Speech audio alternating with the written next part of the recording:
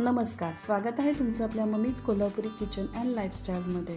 सध्या स्त्रिया जॉब करतात किंवा एकाच स्त्रियावर बऱ्याच घरातल्या जबाबदाऱ्या असतात. अशावेळी जर आपण आठवड्याची स्वयंपाकाची जर पूर्वनियोजित तयारी केली आणि आठवड्यातून 1 तास दिला तर आपल्याला पुढचा आठवडा व्यवस्थित जाऊ शकतो. चला तर आपण सुरू करूया. त्यासाठी सुरुवातीला आपल्या घरातल्या लोकांना जे कडधान्य आवडतं आहे ते भिजत घालायचं आहे. इथे मी छोले, मटकी आणि मसुरा भिजत घातलेले आहेत. स्वच्छ धुवायच्या आहेत 1-2-3 वेळा आणि त्या भिजत घालायच्या आहेत.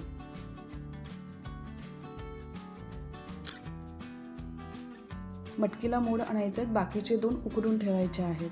हे मसुरा आता भिजलेले आहेत. आपल्याला मसुरा आता कमी पाण्यामध्ये थोडंसं तेल टाकायचं आहे आणि 2 शिट्ट्या द्यायच्या आहेत. ह्या बेळगावी मसूर असल्यामुळे जास्त वेळ लागत नाही. आधी मोठ्या गॅसवर 1 शिट्टी द्यायची आहे आणि मग बारीक करून आपल्याला 1 शिट्टी द्यायची आहे. जर आपण स्वयंपाकाचं जर नियोजन केलं किंवा पुढच्या आठवड्यात काय मेनू तयार करायचा आहे त्यानुसार आपल्याला तयारी करायला बरी पडते.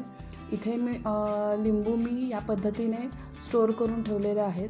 जर तुम्ही उघडेच ठेवले तर असा तो वाळल्यासारखा होतो, वरून कडक होतो आणि शक्यतो लिंबू वापरताना थोडासा आपल्या गॅस कट्ट्यावर फिरवून घ्यायचा आहे, म्हणजे रस लवकर सुटतो.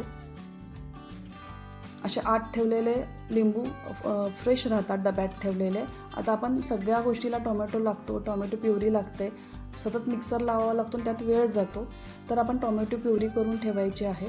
आधी टोमॅटो स्वच्छ धुवायचे आहेत आणि त्याला असे स्लिट टाकायचे आहेत, ज्याच्यामुळे पाण्यात आपण गरम पाण्यात जर टोमॅटो टाकले तर पटकन त्याच्या साली निघतील.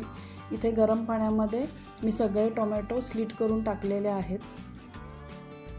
5 ते 6 मिनटं आपल्याला हे टोमॅटो जोपर्यंत त्याची साल निघत नाही आहे तोपर्यंत, वेगळी होत नाही आहे तोपर्यंत आपल्याला हे टोमॅटो उकडवायचे आहेत. एकदा साल बाजूला झाली की आपल्याला गॅस बंद करायचा आहे आणि गॅस बंद करून हे टोमॅटो निथळून घ्यायचे आहेत. पाणी टाकून द्यायचं आहे. याच्या साली व्यवस्थित निघतात.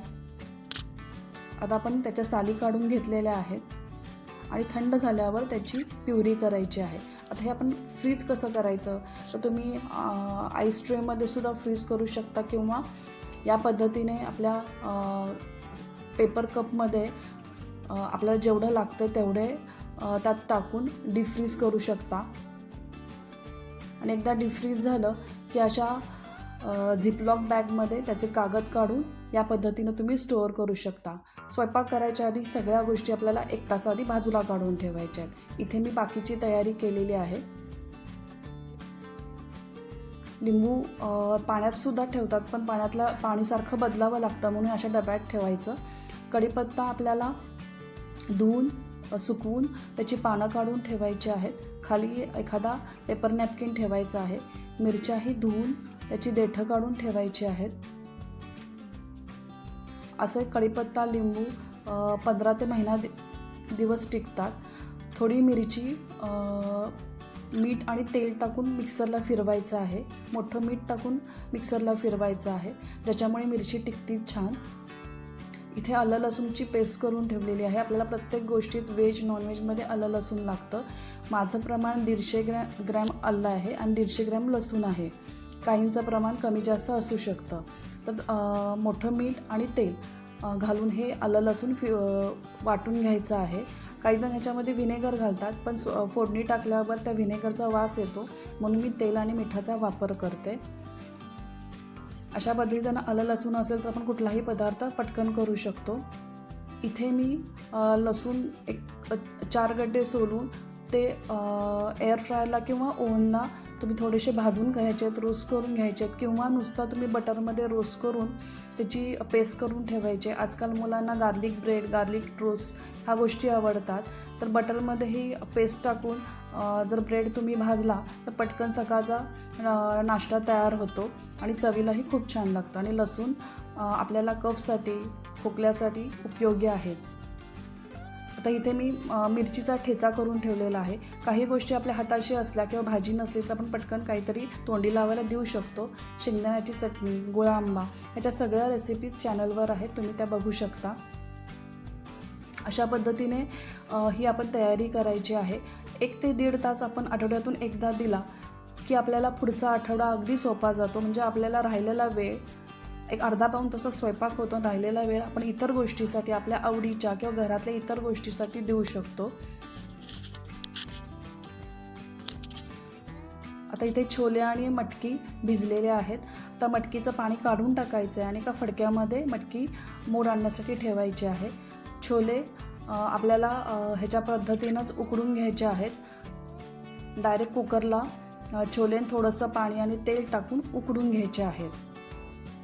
इथे कोथिंबीर मी निवडून ठेवलेली आहे. कोथिंबीर धुवून निवडायची नाही आहे, कोथिंबीर निवडून ठेवायची, लागेल तसे धुवून घ्यायचे आहे.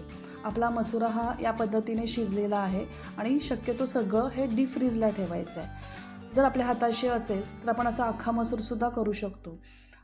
तेल टाकून फक्त जिरे टाकायचे आहेत, आलं लसूण पेस्ट, टोमॅटो पेस्ट, थोडासा कांदा फोडणीला टाकायचा आहे, कढीपत्ता टाकायचा आहे. कणिक भिजवलेली असते, पटकन चपात्या होतात आणि सकाळचा आपला डबा हा अर्धा तासात तयार होतो. छोले या पद्धतीने असे शिजवून घ्यायचे. छोला हा प्रोटीनचा स्रोत आहे, त्याच्यामुळे आपण छोलेपासून छोले चाट बनवू शकतो, छोले मसाला बनवू शकतो. बटाटे उकडलेले असावेत, बटाट्यापासून आलू मसाला, आलू पराठा, बऱ्याचशा गोष्टी आपण बटाट्यापासून बनवू शकतो. इथे मी याच पद्धतीने आलू मसाला केलेला आहे. आपल्या हाताशी टोमॅटो प्युरी आहे, आलं लसूण पेस्ट आहे. या पद्धतीने पटकन असा हा आपला आलू मसाला तयार झालेला आहे. एखादी पालेभाजी आठवड्यातून एकदा दोनदा आपली व्हायला पाहिजे. अदलून बदलून आपण वेगवेगळ्या पालेभाज्या करू शकतो. इथे मी पालक धुवून स्वच्छ निवडून ठेवलेला आहे, पाणी उकळून घेतलेलं आहे आणि त्याच्यामध्ये हा पालक टाकलेला आहे. 1-2 मिनटं पालक मऊ होईस्तोपर्यंत आपल्याला शिजवायचं आहे आणि त्याची पालक प्युरी करून घ्यायची आहे. शिजलेला पालक थंड पाण्यामध्ये किंवा बर्फाच्या पाण्यामध्ये टाकायचा आहे, म्हणजे त्याचा कलर चेंज होत नाही. आणि थंड झाल्यानंतर त्याची पालक प्युरी करून घ्यायची आहे. या पद्धतीने पालक प्युरी केलेली आहे. जास्त दिवस टिकवायचं असेल तर थोडंसं तेलामध्ये ती पालक प्युरी परतून 15 दिवस ठेवायचे असेल तर एका थोड्या तेलामध्ये पालक प्युरी परतून घ्यायची आहे. पालक पराठे, पालक पुलाव असं बरेचसे पदार्थ करू शकतो. इथे मी कांदासुद्धा 1 किलो सोलून धुवून स्वच्छ कोरडा करून झिपलॉक बॅगमध्ये ठेवलेला आहे, ज्याच्यामुळे सकाळीचा वेळ आपला आणखीन वाचेल. हे टोमॅटोचे क्यूब्स आहेत, टोमॅटो प्युरीचे, जे आपण आधी सांगितल्या पद्धतीने केलेले आहेत. इथं मोड आलेली मटकी आहे. थोडं आलं मी सालं काढून धुवून स्वच्छ ठेवलेलं आहे. काही वेळेला आपल्याला नुसतं आलं लागतं काही गोष्टी, म्हणजे जसं आपण पोह्यामध्ये नुसतं किसून आलं टाकतो, चहामध्ये टाकतो, त्यावेळी हे उपयोगी पडतं. फोडणीसाठी आपल्याला नुसता लसूण लागतो, त्यावेळी लसूण उपयोगी पडतं. आपल्या जेवणात प्रत्येक गोष्टीत आपण गुळाचा वापर करतो, म्हणून मी ते गूळ फोडून उन्हात वाळवून असा तुकडे करून ठेवलेले आहेत, ज्याच्यामुळे आपल्याला उपयोगी पडेल. इथे वेलदोड्याची पावडर आणि जायफळ याची पावडर करून ठेवलेली आहे. वेलदोडे आणि जायफळ याची पावडर करून ठेवलेली आहे. कुठल्याही गोड्याच्या पदार्थात आपल्याला पटकन टाकायला बरं पडतं. अशा पद्धतीने मी ही सगळी तयारी केलेली आहे, त्याच्यामुळे पुढचा आठवडा हा सोपा जातो. जर माझ्या ह्या टिप्समुळे तुम्हाला थोडं काही मदत झाली असेल तर तुम्ही हा व्हिडिओ लाईक करा, शेअर करा. त्याच पद्धतीने नाश्त्यासाठी किंवा एखादा उपवास आला तर आपण ही खिचडीसाठी शाबू आपण भिजवून ठेवू शकतो.